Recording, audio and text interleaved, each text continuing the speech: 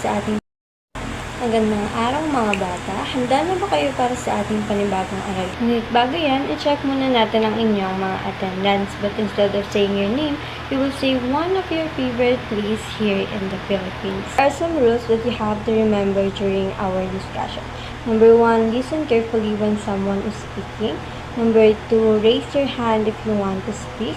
Number 3, follow direction.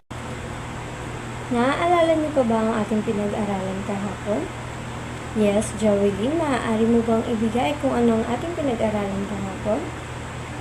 Tama, kahapon pinag-aralan natin ang rehiyon ng Pilipinas. Maaari niyo bang ibigay ang unang 7 rehiyon na ating pinag-aralan kahapon? Yes, Linjay. Region 1, Ilocos. Region 2, Cagayan Valley. Region 3, Central Luzon. Region 4A, Carabarzon. Region 4B, Mimaropa.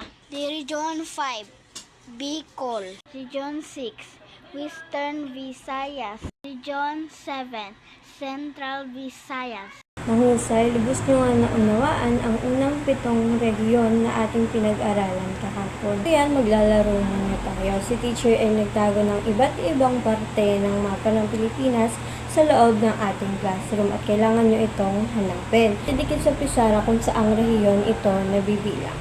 So, row 1 will be the group 1, row 2 will be the group 2, and row 3 will be the group 3. Mahusay, bigyan nga natin ng makuklap ang bawat isa. 1, 2, 3. 1, 2, 3. Ha? Doon. Ngayon naman ay atin ang ipagpatuloy ang pagtuklas sa iba pang rehiyon sa Pilipinas. Unahin na natin ang Region 8. Eastern Visayas, ito ay matatagpuan sa silangang bahagi ng Pilipinas kung saan narito ang Samar at Leyte na pinagdudugtong ng San Juanico Beach.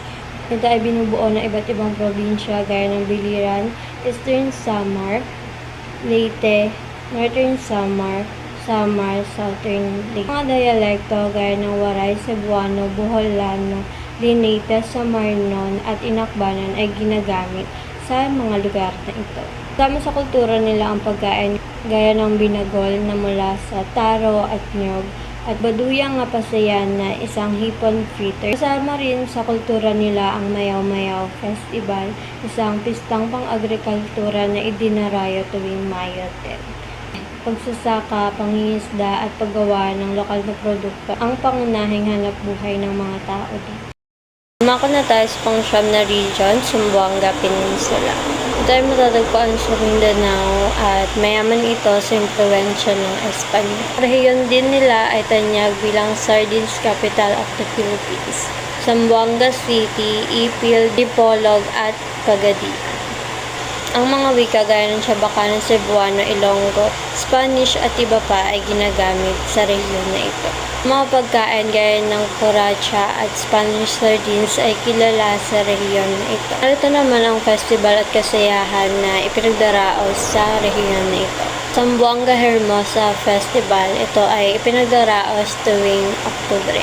Regata de Zamboanga, isang makulay na paligsahan para sa mga bangka. Alam niyo ba na 1/5 ng isda sa Pilipinas ay mula sa Zamboanga City? Ito rin ay kilala sa coconut oil industry. Ang isda, pagsasaka at pagmimina ang pangunahing hanap buhay ng mga tao rito. Next naman ay Region 10, Northern Mindanao. Ito ay may malalaking lungsod at maraming sakahan. Mga probinsya gaya ng Misamis Oriental, Misamis Occidental, Lanao del Norte at Cavite. Ang mga salita gaya ng Cebuano, English, Binukod at iba pa ay ginagamit dito. Sarap na pagkain na kilala sa rehiyon nito ay ang pastel. Isa itong tinapay na may matamis na palang. Dinarayo dito ang Mount Kitanglad National Park. Tuwing July, pinagdaraos dito ang Subayan Keg Subanon Festival. Sunod naman ay ang Region 11 or Davao Region. Nubuo ito ng iba't ibang sceneries gaya ng mountains, plantation, farms, and valley. Ito rin matatagpuan ang Mount Apo, ang pinakamataas na mountain sa bansa na mayroong 2,954 meters na taas. Kilala sa lugar nito ang pagkain gaya ng durian. Ito matatagpuan ang pinakamahabang ilog sa Mindanao which is the Rio Grande. Ito ay binubuo ng Sarangi, General Santos City, South Cotabato, at Sultan Kudarat. Kilala dito ang Japanese Abandoned World War Bunker. Salamat sa pagsama at pakikinig sa akin ngayong araw. Hanggang sa muli. Paalam!